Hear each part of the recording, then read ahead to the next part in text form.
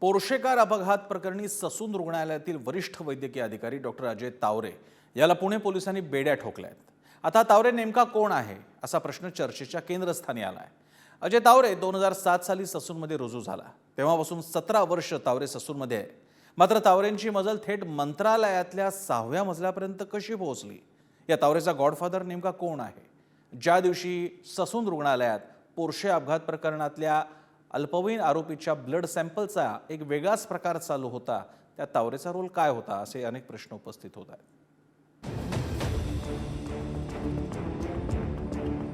Pune builder पुत्र Porsche दुहेरी बळी प्रकरणात ससूनमधील डॉक्टर अजय तावरे केंद्रस्थानी आहे।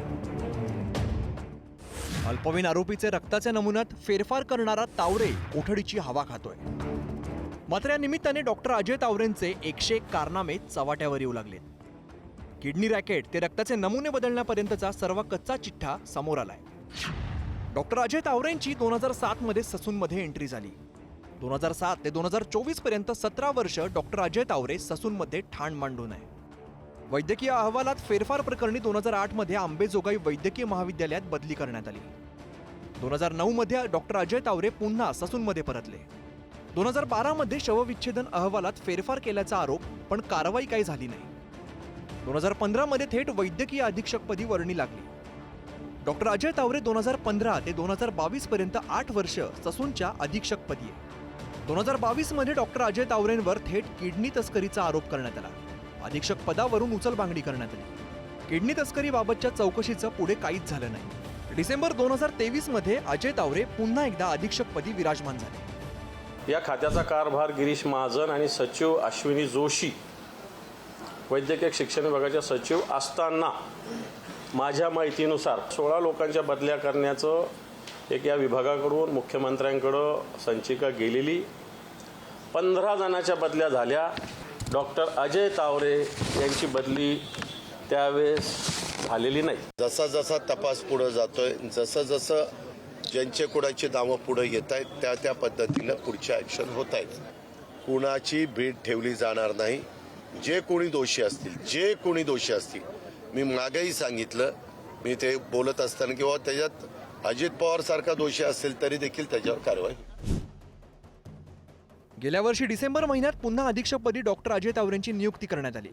ही नियुक्ती राष्ट्रवादी काँग्रेसचे आमदार सुनील टिंगरे यांच्या शिफारसीनुसार वैद्यकीय शिक्षण मंत्री हसन मुश्रीफ यांनी केल्याची बाब समोर आली।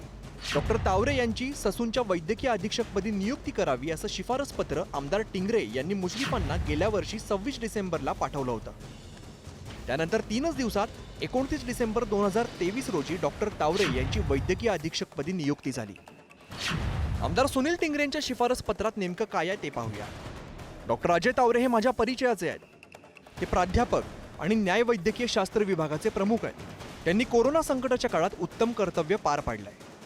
तरी त्यांची ससूनच्या वैद्यकीय अधीक्षकपदी नियुक्ती करण्याबाबत आपल्या स्तरावरती उचित कार्यवाही करावी। पत्र जे आहे ते आपल्याला माहिती आहे, जे मीडियावरती आहे। एक पत्र जे आहे, एक पत्र जे एक आमदार महोदय आहे त्यांनी ते पत्र दिलेलं आहे। आमदार सुनील टिंगरे यांनी ते पत्र दिलेलं होतं। ज्यावेळी एखादा लोकप्रतिनिधी एखाद्या अधिकाऱ्याची बदली किंवा एखादी पदस्थापना देण्याबद्दल पत्र घेऊन येतो, त्यावेळेला आपण एक शिफारस करतो आणि ती शिफारस केल्यानंतर त्या अधिकाऱ्याची जबाबदारी असते की ही जी शिफारस मंत्र्याकडून आलेली आहे ती योग्य आहे की अयोग्य आहे। योग्य असेल तर ती कारवाई करण्याबद्दलची शासनाकडे पाठवणं, अयोग्य असेल तर का करता येणार नाही हे पाठवणं ही त्याची जबाबदारी असते। आता आमदार जे सुनील टिंगरे आहे त्यांनी पत्र दिलं होतं, त्यावर मी शेरा मारला होता। ससून रुग्णालयातील ICU मधील एका रुग्णाला उंदीर चावल्याने त्यांचा मृत्यू झाला। या प्रकरणी डॉक्टर अजय तावरेची वैद्यकीय अधीक्षक पदावरून हकालपट्टी झाली। त्यानंतर डॉक्टर तावरेची फॉरेन्सिक मेडिसिन अँड टॉक्सोलॉजी विभाग प्रमुखपदी नेमणूक करण्यात आली। पण पोर्शे अपघाता दिवशी रजेवर असतानाही अल्पवयीन आरोपीच्या रक्ताचे नमुने बदलण्याचा कारनामा केला। विशाल अग्रवालशी झालेला संवाद समोर येऊ नये म्हणून तावरेने व्हॉट्सअप कॉलिंग केलं, पण पोलीस तपासात त्याचं बिंग फुटलंच। 19 मे रोजी डॉक्टर अजय तावरेला एका आमदाराचा फोन आल्याचं बोललं जात आहे। गेल्या 10-12 वर्षामध्ये अजय तावरेने काय काय बघितलेलं आहे हे नीट समजून घ्यावं। इव्हन पल्लवी सापळे, अजय तावरे, अजय चंदनवाले, त्यानंतर काय अनेक नावं आहेत, अनेक नावं आहेत याच्यामध्ये.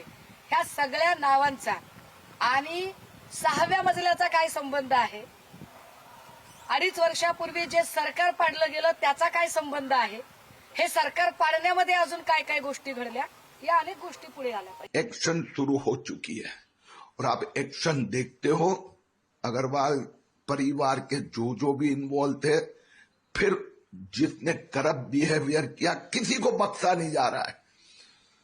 देखना यह है कि सिस्टम गए कुछ सालों में इतनी करप्ट हो चुकी है, लेकिन इसमें जिनका भी रोल है, फिर उसमें अगर कोई पॉलिटिशियन भी इन्वॉल्व पाया जाएगा तो उसको भी बख्शा नहीं जाएगा.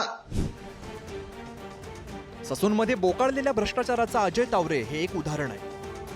अनेकदा त्याचे गैरव्यवहार समोर आले, मात्र चौकशीच्या नावाखाली वेळ मारून देण्यात आली. त्यामुळे गेली 17 वर्ष अजय तावरेला वेळोवेळी संधी कोणी दिली, त्याला पाठीशी कोणी घातलं. या तावरेचा गॉडफादर नेमका कोण आहे? त्याच्या गॉडफादर पर्यंत पोलिसांचा तपास पोहोचणार का, असा प्रश्न सध्या उपस्थित होतोय. बालाजी पोद्दार, ज्ञानेश्वर चौतमल, पुढारी न्यूज.